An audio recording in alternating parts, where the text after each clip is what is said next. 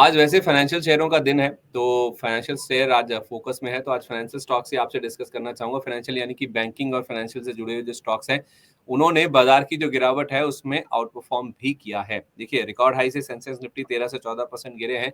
Bank Nifty इस दौरान अगर आप देखेंगे तो 11% से कम गिरा है और बीते 1 महीने की अगर आप बात करें, तो जहाँ 2 से 2.5% तक हमने सेंसेक्स निफ्टी को गिरते हुए देखा है, 1 महीने में निफ्टी बैंक को अगर आप देखेंगे, तो आपको नंबर्स पॉजिटिव साइड पे नजर आएंगे। पॉजिटिव मतलब आधे परसेंट के आसपास के हमने गेन्स जो हैं वो बैंक निफ्टी में बनते हुए दिखे। अगर हम आंकड़े भी आपके सामने ला सकें, किस तरह से आंकड़े पैन आउट हुए हैं, हाई से गिरावट जो हुई है और उसके साथ साथ 1 महीने में भी ये सारे जो इंडाइसिस है, उसमें आप mid cap small cap index को भी देख पाएंगे कि वहां पे किस तरह का एक्शन देखने को मिला।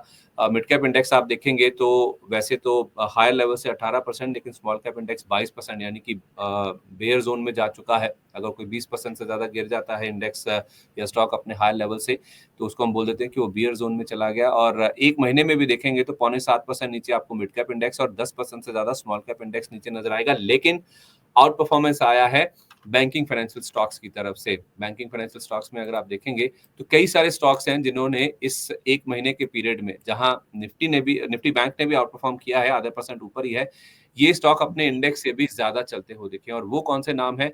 वो है पहले तो कुछ एनबीएफसी हैं, जिसमें आधार हाउसिंग है, Bajaj Finserv, Shriram finance, Bajaj finance है, चोलामंडलम इन्वेस्टमेंट है। ये स्टॉक 4 से 16.5% तक चलते हुए दिखे हैं पिछले 1 महीने की जहां तक बात है। तो सर, सवाल यहाँ पे अब ये है, मैं कुछ बैंकों की बात भी करूंगा जो कि बैंक्स ने आउट परफॉर्म किया है पिछले 1 महीने में।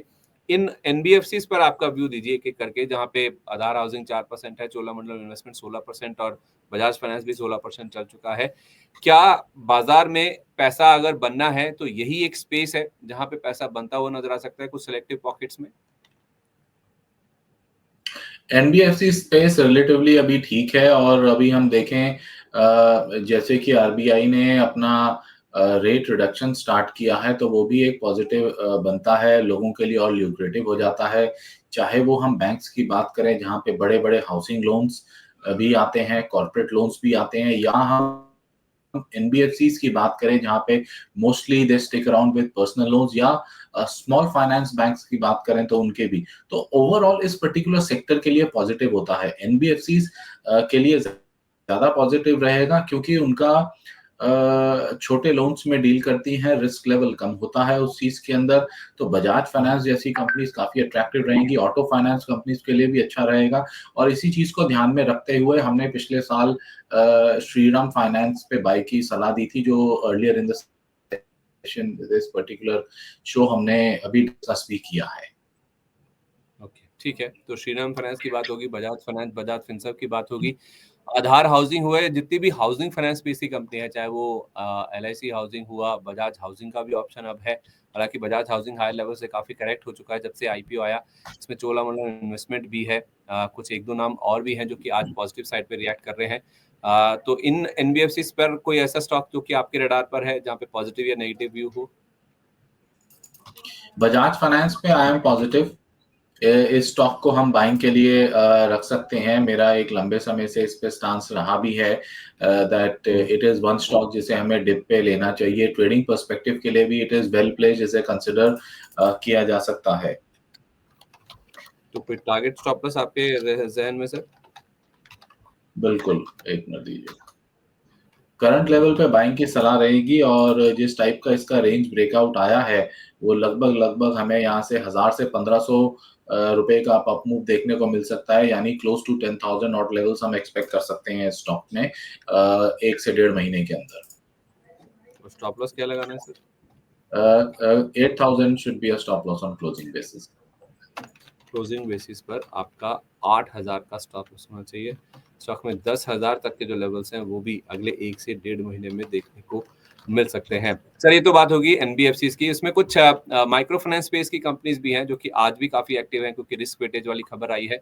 तो क्रेडिट एक्सेस ग्रामीण है, इसमें हम देख रहे हैं कि मूव आज काफी पॉजिटिव देखने को मिल रहा है। और एल एन टी फाइनेंस तो इसमें है ही है। अब उज्जीवन स्मॉल फाइनेंस बैंक में भी हम देख रहे हैं कि मूव जो है वो 5% के आसपास का देखने को मिल रहा है। तो कोई ऐसे नाम जो कि माइक्रो फाइनेंस स्पेस से है, या फिर जहाँ पे क्रेडिट कार्ड का एक्सपोजर है, जिसमें बंधन हुआ, आरबीएल बैंक हुआ, इन पर कोई राय आपकी? अभी आरबीएल बैंक और बंधन बैंक दोनों के अंदर एक प्राइस में अपटिक देखने को मिला है। ऑल्दो मैं करंट लेवल्स पे बाइंग की सलाह नहीं दूंगा, बट बिल्कुल ब्रेकआउट के नजदीक है। 170 के 166 67 के अराउंड ट्रेड कर रहा है। अगर ये शॉर्ट 72 के अराउंड पे सस्टेन कर जाता है तो एक 190 तक की चाल देखने को मिल सकती है, तो वहां पे स्टॉक में बाइंग के लिए कंसिडर किया जा सकता है अबव 172। ये आरबीएल बैंक की बात करें ना सर? यस यस यस, 170 के ऊपर 170-72 के ऊपर हम बैंक में कंसिडर कर सकते हैं for a price target of close to 190।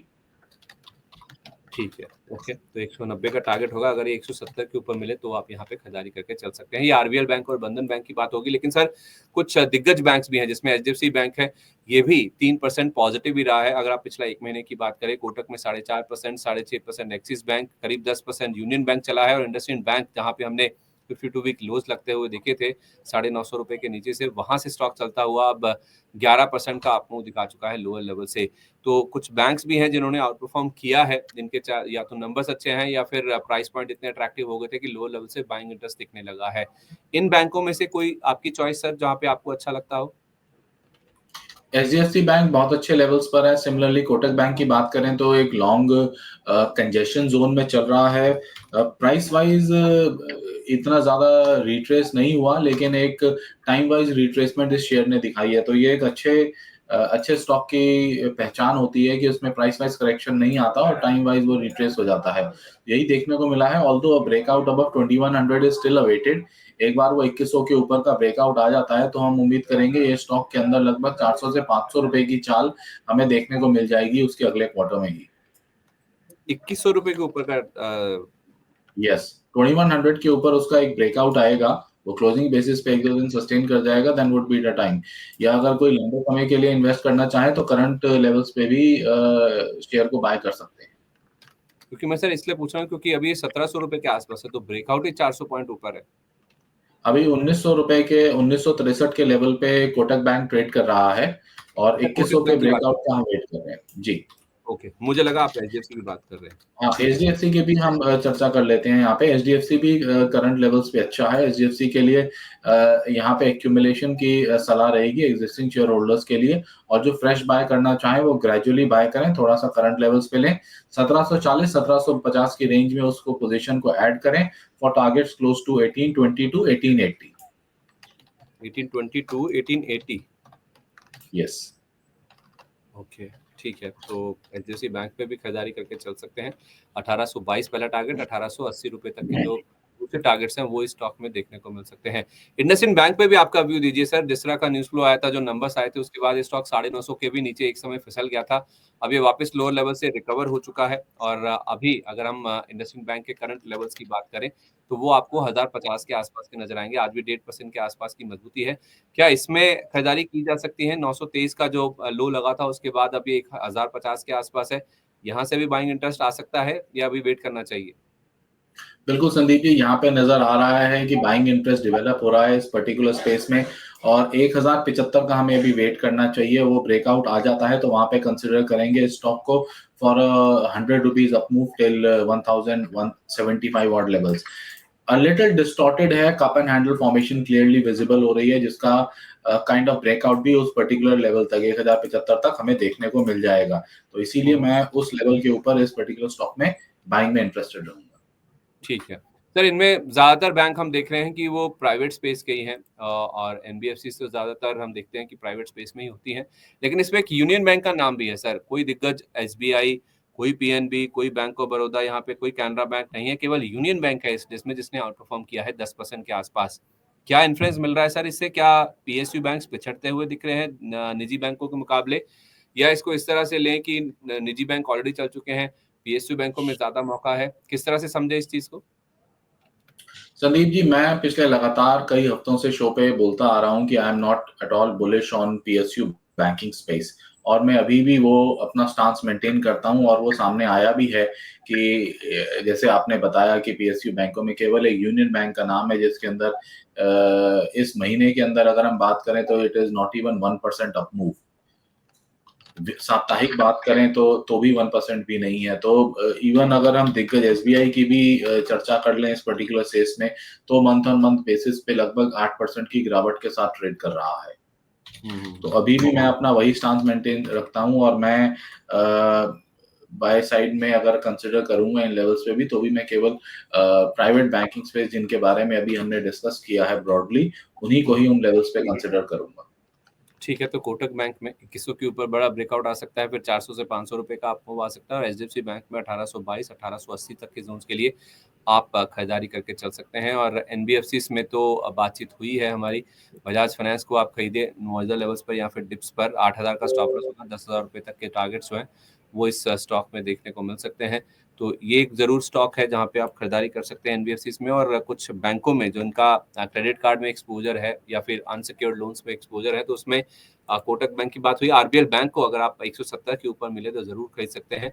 190 रुपए तक के जो टारगेट्स हैं वो इस स्टॉक में देखने को मिल सकते हैं। तो ये तो बात हुई ब्रॉडली बैंकिंग और फाइनेंशियल शेयरों की, जिन्होंने पिछले एक महीने में अपने इंडेक्स को और बाजार को ओवरऑल भी आउट परफॉर्म किया है, और इसी से बाजार में थोड़ी सी हमने जो रेजिलियंस है वो बनती हुई देखी है। और आज एक न्यूज भी आई है एनबीएफसी को लेकर, जो रिस्क वेटेज वाली, वो भी इन शेयरों के लिए पॉजिटिव साइड पे एक्शन करती हुई नजर आ रही है। तो आपको कौन से बैंक्स और एनबीएफसीज पे फिलहाल नजर रख के चलनी चाहिए, ये हमने इस खास सेगमेंट में डिस्कस करने की कोशिश की है। तो हॉट स्टॉक्स को हम इसी के साथ यहीं पर समझते हैं।